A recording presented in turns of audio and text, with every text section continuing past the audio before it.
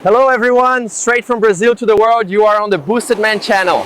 Leave a like and subscribe to the channel so you don't miss any videos. Have you ever felt that something inside you was slipping away, even when it seemed like you had everything within reach? It's as if every time you chased immediate pleasure, a part of your strength quietly disappeared. There's no blood on the ground, no visible wound, but there is an invisible fall, a draining of what makes you magnetic. Lust has this treacherous quality. It promises intensity but delivers emptiness. It's not the fire that warms, it's the flame that consumes. And the moment you believe you're in control, it's actually lust guiding your steps. This dispersed energy doesn't remain hidden. It seeps into your posture, your voice, your gaze. And the most unsettling part is that women unconsciously pick up on it, even if they never put it into words. Carl Jung once said that what is not integrated into the conscious manifests as destiny. Lust is exactly that, an unintegrated force, a misdirected instinct that repeats itself in cycles of exhaustion. You don't notice the price at first, but your body gives you away. Slouched shoulders, shallow breathing, unfocused eyes. The man enslaved by this addiction doesn't just lose energy, he loses presence. And when presence is lost, female desire dissolves. A woman may not be able to explain it, but she feels the difference between a man whose inner fire fuels his ambition and one whose fire has burned out in excess. One radiates vitality, the other carries an invisible heaviness. The truth is that lust never fills, it only multiplies emptiness. And the more you give into it, the further you drift from your true power. What seems like momentary pleasure becomes the absence of magnetism, and that absence never goes unnoticed.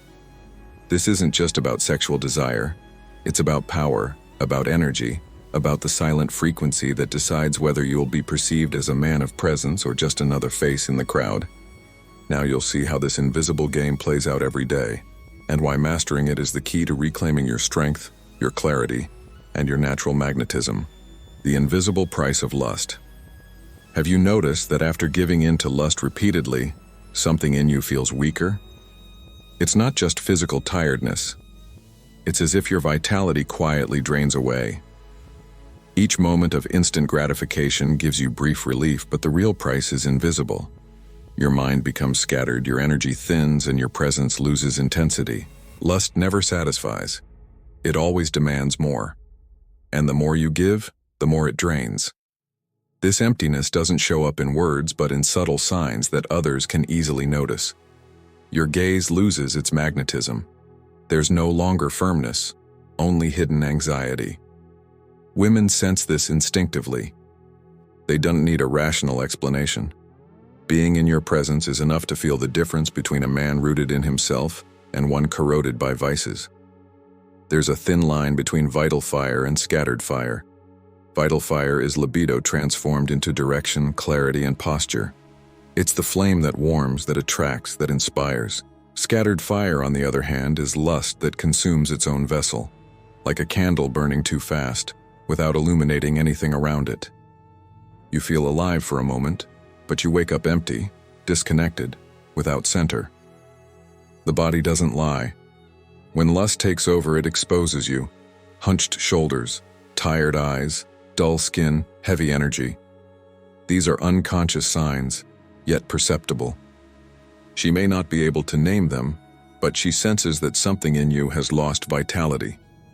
And in that instant, attraction breaks. The man consumed by the constant search for instant pleasure projects the opposite of what he desires: absence. The more you surrender to this cycle, the further you get from true potency. Because real strength doesn't come from satisfying impulses, but from channeling them. Lust doesn't add anything to your life.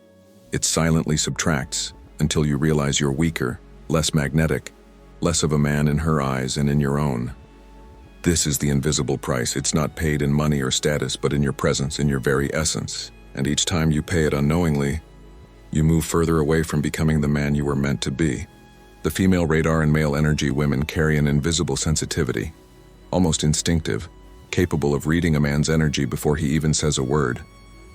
It's like a silent radar that doesn't analyze appearance or rehearsed gestures, but something deeper, the internal state you live in. And when your energy is scattered by lust, she feels it without effort. The man consumed by dispersed desires transmits a clear frequency, neediness. It's the invisible scent of scarcity. No matter how much he hides behind expensive clothes, forced smiles, or shallow conversations, women don't need proof. They instinctively feel the difference between grounded desire and excessive desire. And what happens once this reading is made? Desire reverses. Instead of magnetism, she perceives a distracted gaze, unable to see her as unique. The gaze of a man enslaved by lust is shallow. He looks at every woman the same way. And this detail quietly kills attraction.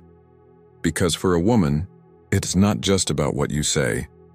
It is about the singular intensity of how you see her. Even in social settings, uncontrolled lust weighs heavy. You may smile, joke, and try to appear relaxed, but your inner depletion leaks through micro-expressions, subtle body language, and unconscious signals. Addiction corrodes your social energy, weakens your authority, and diminishes your presence. She may not articulate it, but she feels it. That man is not whole. Sexual energy is creative force, but when misdirected, it destroys more than it builds. Mismanaged lust kills masculine authority because it reveals a man who doesn't govern himself. And a man who cannot govern himself will rarely be respected. That's why, even without words, her perception shifts. She feels that he is guided by impulses, not by consciousness. At the core, it's not about her. It's about you. Your energy reveals whether you're a man who wastes or a man who channels. And that frequency cannot be faked. She feels it, not imagines it. And that's what decides whether attraction ignites or dies in silence. Lust as a psychological trap. Lust doesn't come from abundance, but from lack. It's an emotional emptiness trying to be filled with instant pleasure. But this filling is an illusion. What you feel after giving in isn't completeness. It's an even bigger emptiness. It's like drinking salt water in the desert. The more you consume, the thirstier you become. The brain, seduced by dopamine, becomes a prisoner of this cycle. Every quick stimulus, every instant gratification reinforces the very connections that make you weaker, more dependent. It feels like you're in control, but in reality, your will is being hijacked. And each time this happens, your natural magnetism dissolves, because what's given too easily loses its weight and value. This is the invisible shackle of lust, the cycle of self-abandonment. Every time you give in, you silently tell yourself, I have no control. This repetition programs your subconscious with an identity of weakness, of instability. You stop seeing yourself as the man who leads and start seeing yourself as the man led by impulses, and this inner identity spills outward into how you present yourself to the world. Women notice. They may not understand the neurochemistry behind it, but they know, at a deep level, the difference between a man who governs his instincts and one governed by them. The first radiates intensity, the second radiates excess. The first is remembered for his depth, the second for his superficiality. The paradox is cruel. Lust seems like an escape from pain, but it amplifies it. For a few minutes, you forget insecurity, loneliness, and anxiety. But when the effect fades, they come back stronger, now accompanied by guilt and deeper depletion. What should have freed you becomes a prison. This is the psychological trap, the illusion of intensity, when in reality, it's only absence. Lust doesn't generate life, doesn't expand presence, doesn't build respect. It keeps you stuck in an endless cycle where nothing is enough. Freedom begins when you see this clearly and refuse to play the prisoner's role. Because lust isn't just a habit, it is a psychic pattern reinforced every time you feed it. Breaking it requires more than willpower. It requires awareness. And once you see it for what it is, the game changes. It's not about sex, it's about energy, power, and identity. And when you reposition desire this way, she notices the shift instantly. The direct impact on female attraction. She won't tell you openly. She won't look you in the eyes and say, I feel that you're wasting your energy. But the truth is, she senses it. Feminine sensitivity picks up on signals that even you may miss. Microfractures in your presence, expressions of insecurity, small gestures that reveal lack of vitality. And when she senses this, attraction quietly dissolves. A woman may not rationalize why, but she feels the difference between a firm gaze and a scattered one. The gaze of a grounded man is unique, penetrating, filled with direction. The gaze of a man consumed by lust is generic, superficial. He looks at every woman as if they're all the same. And that absence of uniqueness kills the mystery. The judgment is silent but final. She may keep talking, smiling, interacting, but unconsciously, she has already decided. This man doesn't control himself. And control is the foundation of masculine authority. Without it, every sign of power collapses. Addiction to lust marks both body and social energy. The man who's enslaved loses spontaneity. His posture weakens.